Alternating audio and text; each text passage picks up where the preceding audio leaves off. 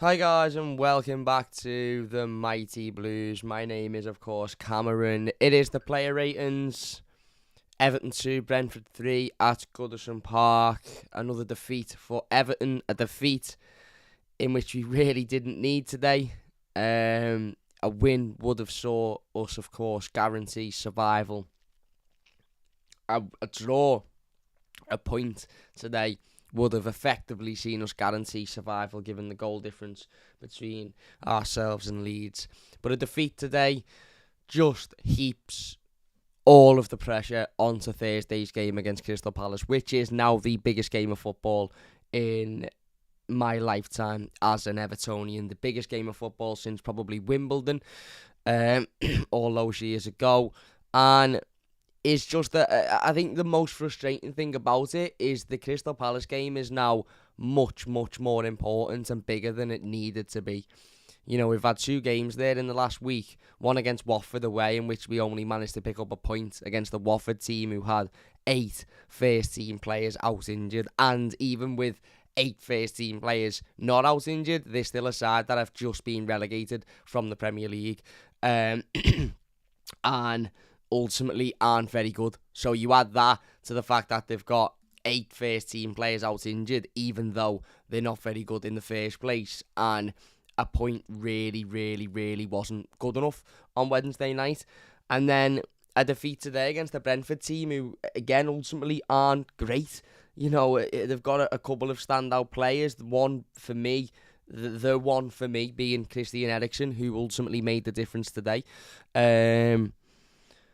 But they're not a great footballing team, and we were at Goodison Park, and we saw the scenes before the game, and the fans greeting the coach and everything, and it just, you know, we could have had it done and dusted on Wednesday, but we certainly could have had it done and dusted today. Burnley have lost, Leeds have only managed to pick up a point and score the last-minute equaliser, but ultimately we've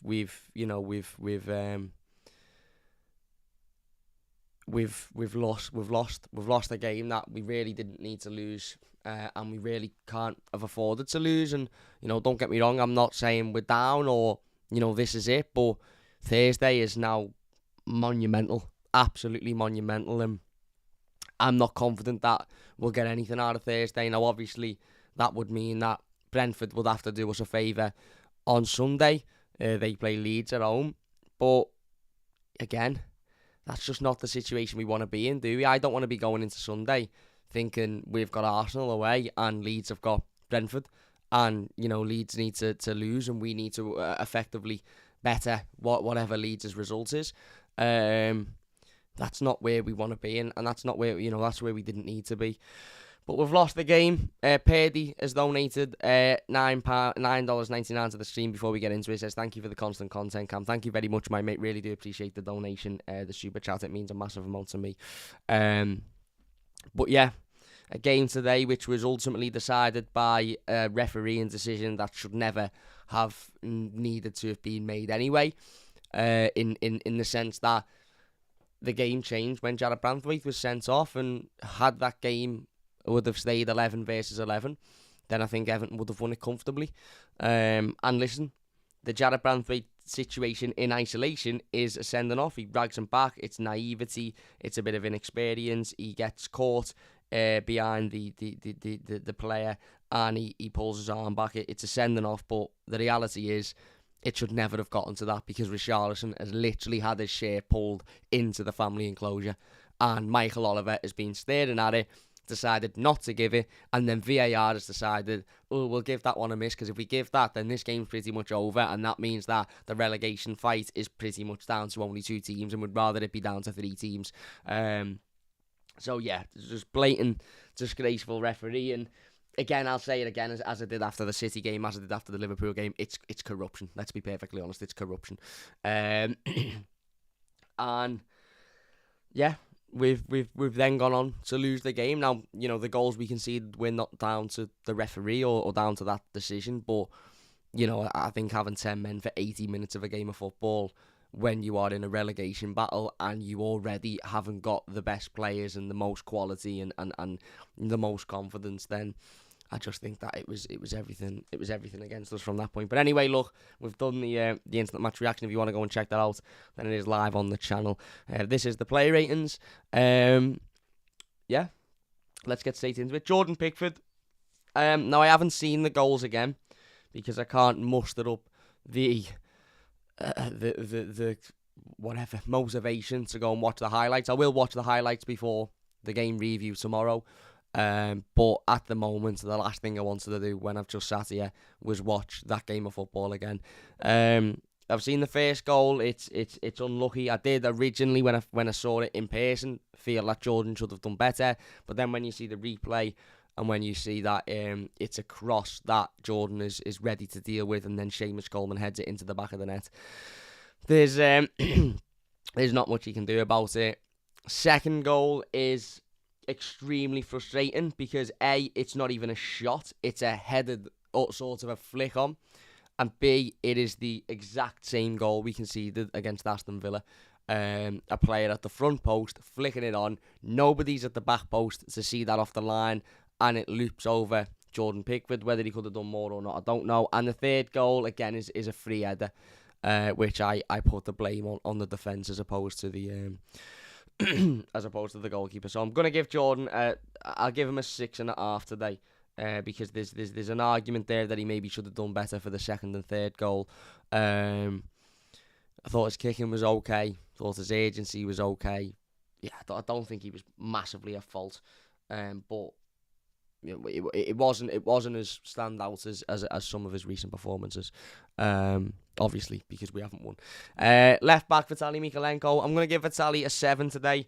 I think he was one of our better players. I think him and Alex Iwobi were probably the two best players in an Everton shirt on that pitch today. Defensively, he was solid again. He was sound. He dealt with what he needed to deal with. He got back a couple of times, using his pace and his power to get back in the right position, and ultimately, put himself in a good defensive position to deal with the cross or the ball that was coming into the box, and he did that well. He lost his head a little bit towards the end of the game and started throwing kicks out, but ultimately that was frustration, I think, and frustration at the fact that we'd thrown a game that we really needed to win out the window. But other than that, I didn't have no real big problem with Vitaly Mykolenko today. I thought he was solid, thought he defended well, thought he considering he was playing against players with a lot of pace and with a lot of ability to take players on, I thought he dealt with it relatively well at left back. So yeah, I'll give him a 7. Mason Holgate at centre back. I'm going to give Mason a 5 today. Obviously, it was always going to be difficult for Mason Holgate. Firstly, because he was the experienced of the two centre halves today. He was the leader in there. He was the one that, the number one centre half, if you like, given Jared Branthwaite's age and lack of experience and stuff, and I don't really think Mason does well when that's the case. I think the best Mason Holgate is when he's next to Yerry Mina, because he's got somebody there who can who's a leader, who's a general, who's a big physical presence, somebody who takes on the role of being a primary, if you like, and then Mason can be the secondary. And even similarly when he's next to Michael Keane, even though Michael Keane doesn't always take on that role of being the primary. Today, Mason was the primary, and look, again, it's difficult because it was always going to be more difficult for Mason when Jared Branthwaite was sent off, because then he was having to play next to Seamus Coleman, who A, is not a centre half, B, isn't tall enough to be a centre half, and C, isn't physically dominant enough to be a centre half. And if you would have watched our instant match reaction, you will have heard me say on a couple of occasions, I think Frank Lampard at half time should have put either Abdoulaye Doucouré or Dominic Calvert-Lewin at centre half, and just said, listen, this isn't going to be a case of us winning the ball back in the midfield or doing this, that and the other. This is a case of these are going to lump ball into the box, and we just need somebody who's tall, has the ability to head balls, out and be a physical presence. And I think I would rather have had either Dominic Calvert-Lewin or Doucouré there than Seamus Coleman, to be honest with you. But Mason again, the third goal, which is ultimately the winner, is shocking. Absolutely shocking goal to concede. Shocking goal to concede. It's it's just a free header. Even the second one is a nonsense goal, but the first one is a free header, and Mason, as the as I said, as the experience in that centre back, and as the only centre back on the pitch at that time, should have been doing much better for me. So yeah, I'll give him a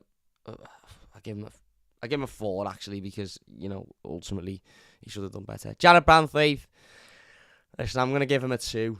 I know that his sending off shouldn't have even happened, because we should have had a penalty in the first place, and had VAR had done its job, it would have been recalled for a penalty, and the sending off would have been void. But the reality is it was a silly, naive challenge made by an inexperienced player. He gets the wrong side of the forward. He completely loses the flight of the ball and the trajectory of the ball.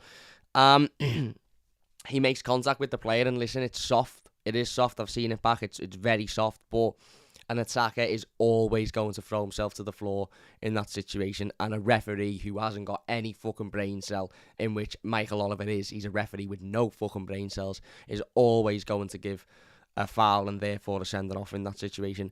I actually would have preferred Jared Branthwaite to have not made any contact with the attacker and them to have gone on and scored. And that's not even a guarantee, because Jordan Pickford might have come out and cleared it, or might have made the save, or the attacker might have put a shot wide. But if the other scenario was that Jared Branthwaite doesn't touch the attacker and he goes on and makes it 1-1, I would have rather have that, because the game completely changed when Jared Branthwaite was sent off. It completely changed when we went down to 10 men. And had we have not went down to 10 men, and it would have just been 1-1, then there would have been much more of an opportunity for us to pick ourselves up, and just ultimately go again with 11 men on the field. It would have been much harder for Brentford to have controlled the game and the rest of the first half as they did, and I just think I actually think we'd have still won the game.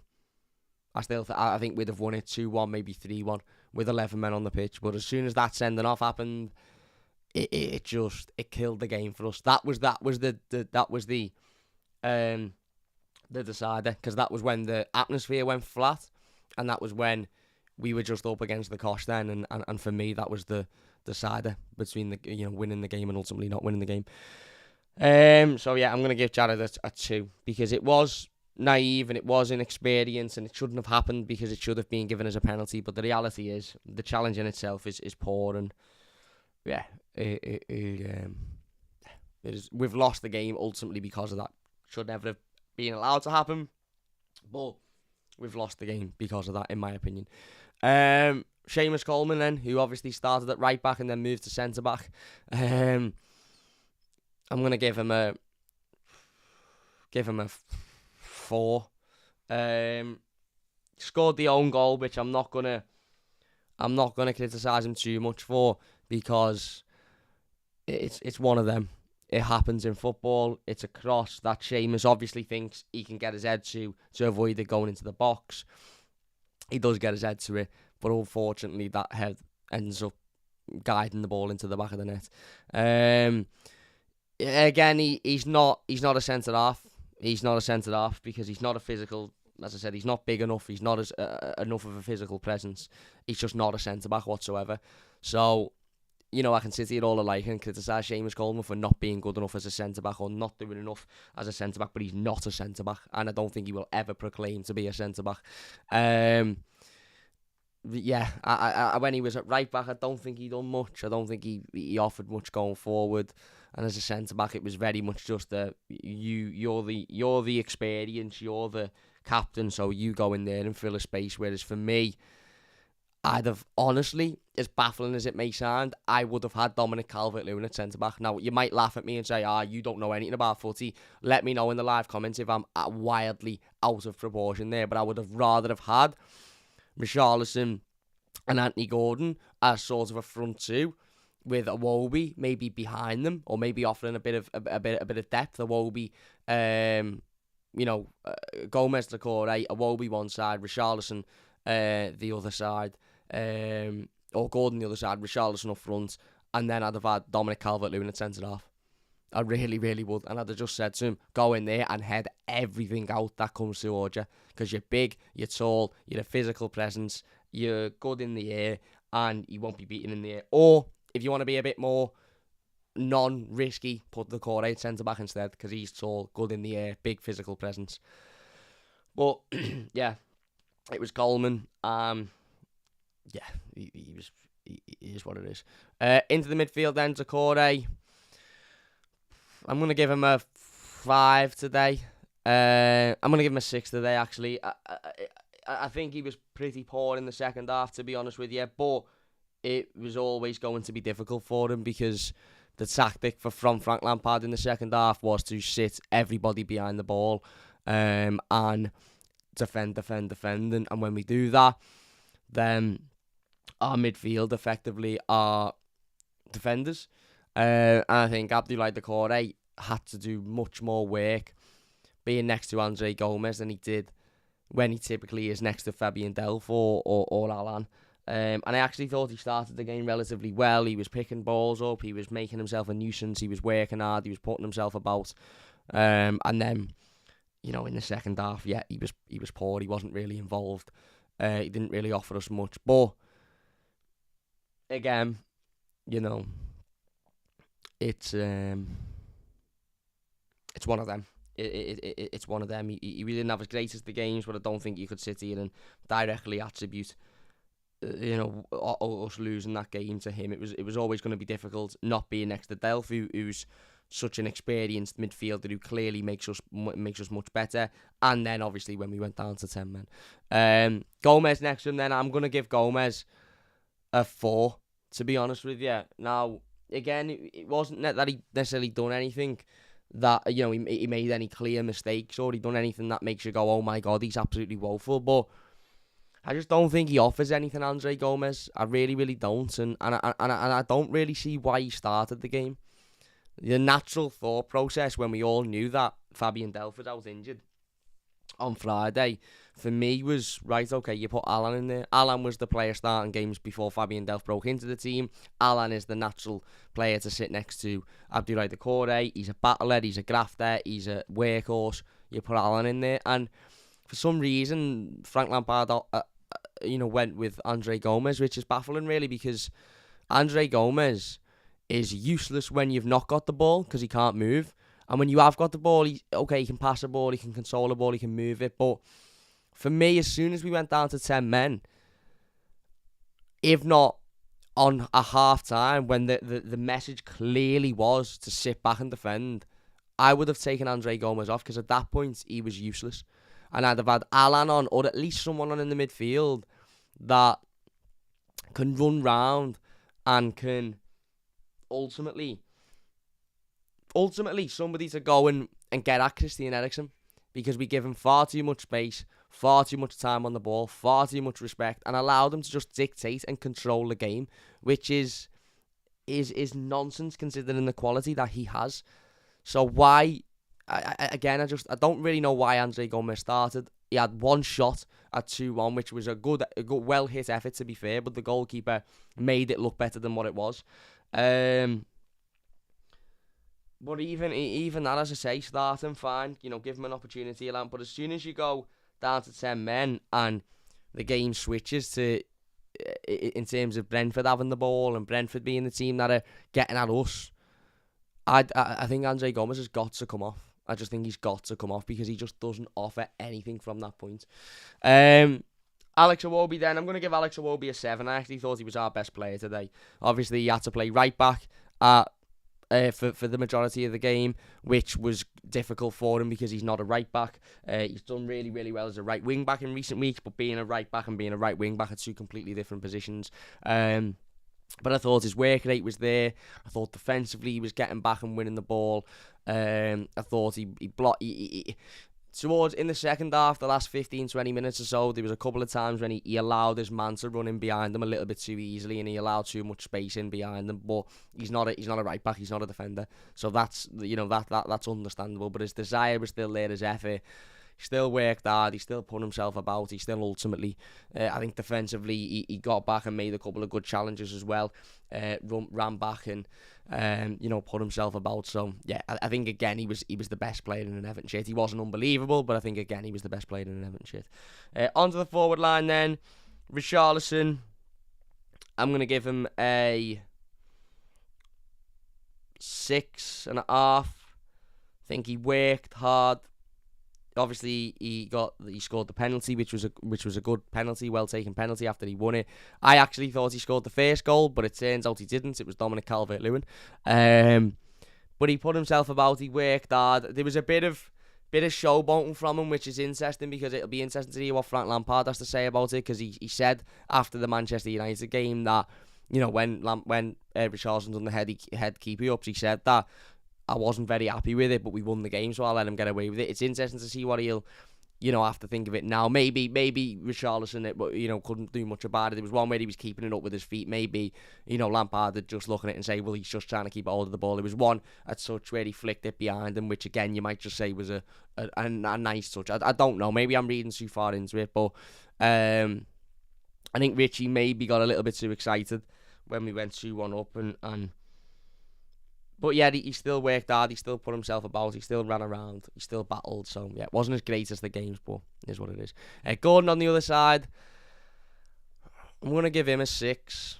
Look, he put the cross in for the goal, which was a good ball in, and again, he looked shattered for me today, Anthony Gordon. After about 5 minutes, he looked absolutely knackered, and that isn't great. But that's understandable because of how much football he's played and how hard he's worked over recent weeks. But that's where I think Frank has got to utilise the squad a little bit more. Bring in a Dele, or bring in an El Ghazi, or bring in somebody that can just give Anthony Gordon a rest. I know we give Demarai Gray a rest today, but when he come on, he was woeful as well. So I just, as much as we need to win on Thursday, and Thursday's massive, I can't help but feel like Anthony Gordon really, really needs a rest. And maybe he will get a rest. Maybe Demarai Gray will start because he's had his rest today, and Anthony Gordon will be on the bench. I don't know, but I just can't help but feel like the lad is running himself into the ground at the moment, and he's absolutely shattered. I think his final ball needs to improve. We know that. We've known that for a long, long time. Yes, he put the cross in for the goal, the first goal, which was, again, whether he meant it in that way or not is a different question. But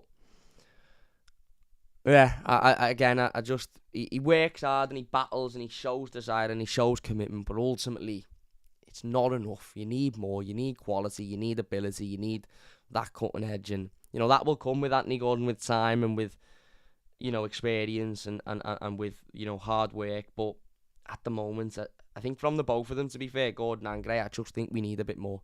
And then Dom, I'm actually going to give Dom a 6.5, same as Richarlison. I've seen a lot of people having a go at Dom today, and I think if you're going to have a go at Dom, then you've got to have a go at Richarlison, you've got to have a go at Anthony Gordon, you've got to have a go at a lot of players. Dom put himself about today. He scored the first goal, which ultimately, it wasn't like it was a clean, a great finish. If anything, it probably just clipped off of him and hit him, and by proxy, he's been given it. But that might give him a lot of confidence. Seeing, it was a couple of times when he maybe could have ran for the ball and he didn't. Now, I don't know whether Dom's ever been the type of player to run for those loose balls, but, ultimately, I do feel in those moments he should have been working a bit harder. He should have been busting the gut a little bit more. But when the ball was going up to him, I think he dealt with it well. I think he brought it down well. I think he used his body well at times. Yes, he wasn't great. Yes, he wasn't massively involved. But again, he didn't have anything. And Kev says Dom didn't score. Cam, come on, mate. He did. He was given the goal. So again, whether we believe it was a clean chance or whatever, he was given the goal, the first goal. So he very literally did score. But yeah, again, he wasn't great. He wasn't unbelievable. He wasn't blowing your socks off. But I don't think he was any worse than Richarlison or